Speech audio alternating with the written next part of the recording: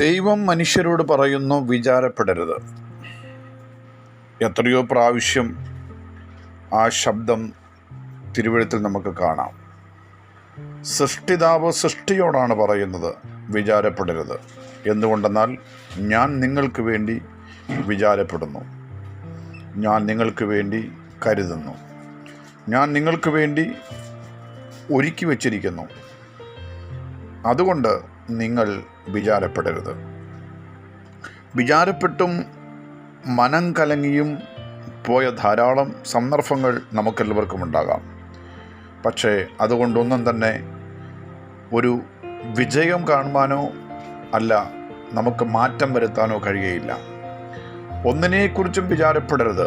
എല്ലാറ്റിനും പ്രാർത്ഥനയാലും അപേക്ഷയാലും നിങ്ങളുടെ ആവശ്യങ്ങൾ സ്തോത്രത്തോടെ ദൈവത്തെ അറിയിക്കുക അത്ര വേണ്ടത് എന്ന് ഫിലിപ്പിയർ 4:4 പ്രത്യേകം ഓർക്കുക.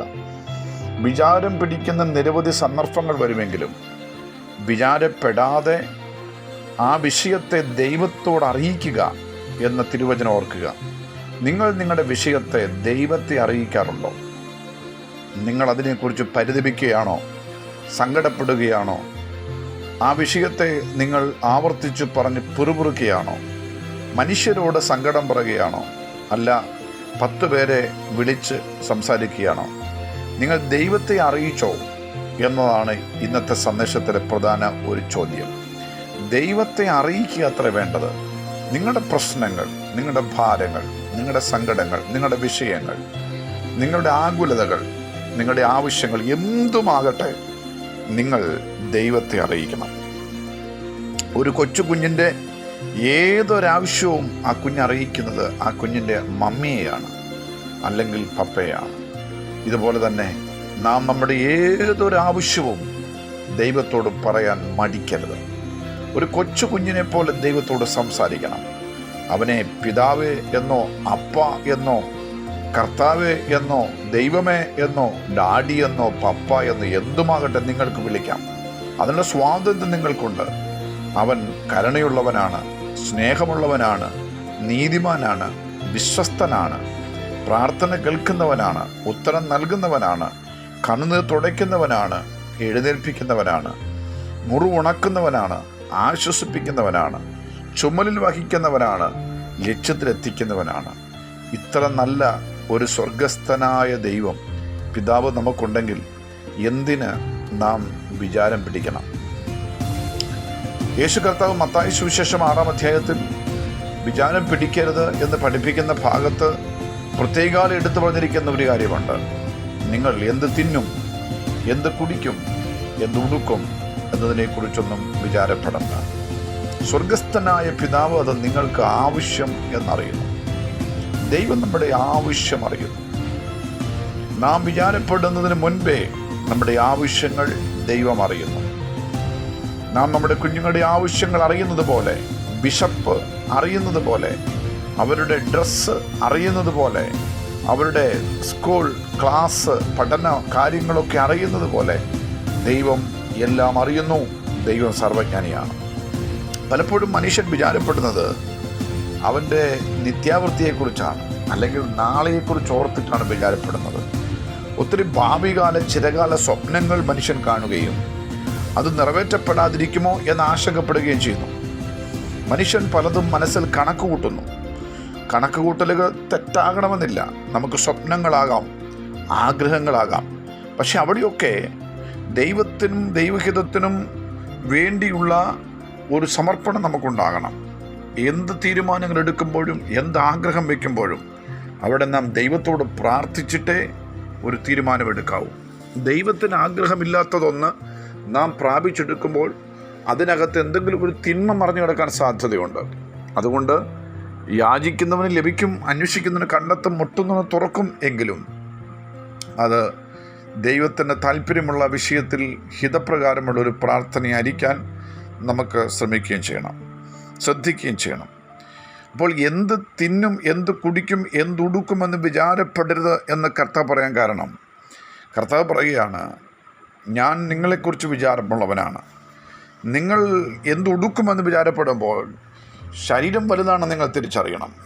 നിങ്ങൾ എന്ത് കുടിക്കും, എവിടെ പാർക്കും എന്നൊക്കെ വിചാരപ്പെടുമ്പോൾ നിങ്ങളുടെ ജീവൻ അതിനേക്കാൾ വിലയുള്ളതാണ് നിങ്ങൾ അറിയണം. നിങ്ങൾ ജീവനെക്കുറിച്ച് വിചാരപ്പെടുന്നില്ല, കാരണം ജീവൻ നിങ്ങൾക്ക് തന്നത് ദൈവമാണ്.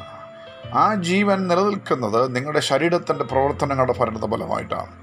ശ്വാസം എടുക്കുകയും അത് പുറത്തേക്ക് വിടുകയും ചെയ്യുന്ന പ്രക്രിയ, ഹാർട്ടിൻ്റെ ബ്ലഡ് പമ്പിംഗ് സിസ്റ്റം, നമ്മുടെ ആന്തരിക അവയവങ്ങളുടെ കൃത്യമായ പ്രവർത്തനങ്ങൾ, ബ്രെയിനിൻ്റെ കൃത്യമായ ചലനങ്ങൾ, നമ്മുടെ കാഴ്ചശക്തിയുടെയും സംഭാഷണ ശേഷിയുടെയൊക്കെ പ്രത്യേകമായ വൈശിഷ്ട്യങ്ങൾ, ഇങ്ങനെ എല്ലാം കൊണ്ടും ഭയങ്കരവും അതിശയകരമായി നിർമ്മിക്കപ്പെട്ട മനുഷ്യ ശരീരത്തെ ദൈവം വിവിധ അവയവങ്ങളെ സസൂക്ഷ്മം അതിൻ്റെ സ്ഥാനത്ത് നിർത്തി ശരീരത്തിൻ്റെ പ്രവർത്തനങ്ങളെ നിയന്ത്രിക്കുമ്പോൾ ജീവൻ നടത്തിക്കൊണ്ടുപോകുവാൻ, ജീവൻ നിലനിർത്തുവാൻ നമുക്ക് ജീവൻ തന്ന സർവേശ്വരനായ ദൈവത്തിന് വിചാരമുണ്ടെങ്കിൽ ആ ജീവൻ നിലനിർത്താൻ വേണ്ടി നാം വിചാരപ്പെടുന്നില്ലല്ലോ. നാം പലപ്പോഴും വിചാരപ്പെടുന്നത് ആഹാരത്തെക്കുറിച്ചും വസ്ത്രത്തെക്കുറിച്ചുമൊക്കെയാണ്.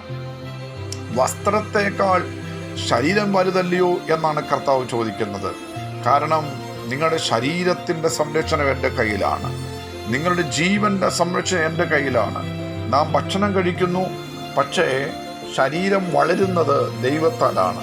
പോഷകമൂല്യമുള്ള പലതും നാം ആഹാരമായി കഴിച്ചാലും അതിൻ്റെ പോഷകമൂല്യങ്ങൾ പിടിച്ചെടുത്തിട്ട് അതിനെ ബ്ലഡിലൂടെ ശരീരത്തിന് എല്ലാ ഭാഗത്തും എത്തിച്ച് ഓരോ അവയവങ്ങളും അതിൻ്റെ ഫങ്ഷൻ പൂർത്തീകരിക്കുന്നതിലൂടെയാണല്ലോ നമ്മുടെ ജീവൻ നിലനിൽക്കുന്നതും നമ്മുടെ ശരീരം വളരുന്നതും.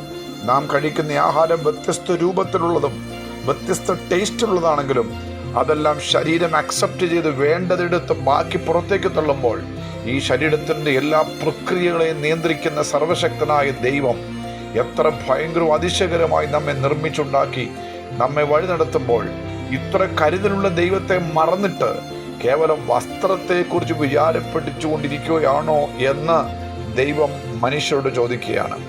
ശരീരത്തിൻ്റെയും ജീവൻ്റെയും വില തിരിച്ചറിയാതെ വസ്ത്രത്തിൻ്റെയും ആഹാരത്തിൻ്റെയും കാര്യത്തെക്കുറിച്ച് വിചാരപ്പെടുന്നത് എന്തെന്നാണ് ദൈവം ചോദിക്കുന്നത്. അതിന് മറ്റൊരർത്ഥവും കൂടെയുണ്ട്. നമ്മുടെ ജീവൻ ദൈവം തന്ന ജീവനാണ്, നമ്മുടെ ശരീരം ദൈവം തന്ന ശരീരമാണ്. ഈ ജീവന് നിത്യജീവൻ പ്രാപിക്കണം, ഈ ശരീരം തേജസ്സുള്ള ശരീരമായി ട്രാൻസ്ഫർ ആകണം. അതുകൊണ്ട് നാം നമ്മുടെ ജീവനെ നിത്യജീവൻ പ്രാപിക്കാൻ തക്കവണ്ണം അതേ മരണത്തിൽ നിന്ന് ജീവനിലേക്ക് പ്രവേശിക്കുവാനായിട്ട് നമ്മുടെ ജീവിതകാലത്ത് നാം കർത്താവിന് ഒന്നാം സ്ഥാനം കൊടുക്കണം.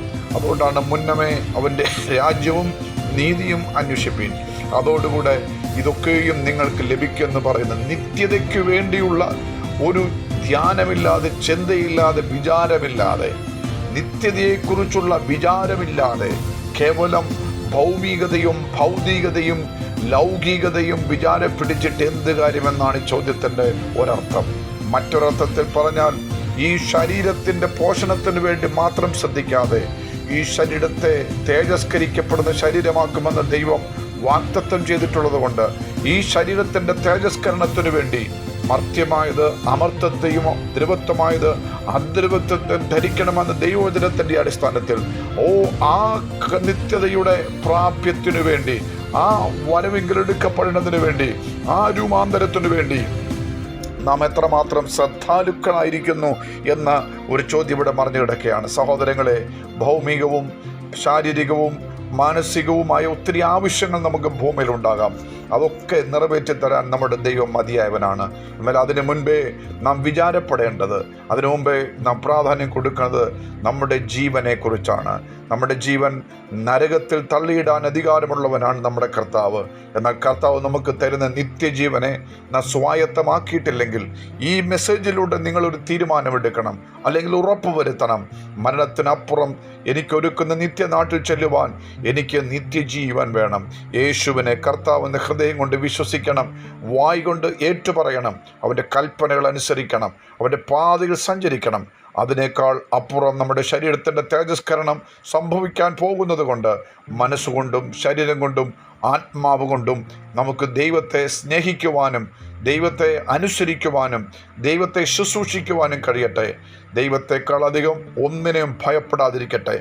ദൈവത്തെക്കാൾ അധികം ഒന്നിനെയും സ്നേഹിക്കാതെയും ഇരിക്കട്ടെ. അതുകൊണ്ട് ദൈവത്തിന് ഉള്ളതിനും ദൈവിക കാര്യങ്ങളെക്കുറിച്ചും വിചാരം പിടിക്കുക. ബാക്കിയുള്ള കാര്യങ്ങളെല്ലാം ദൈവം നിറവേറ്റും. God bless you.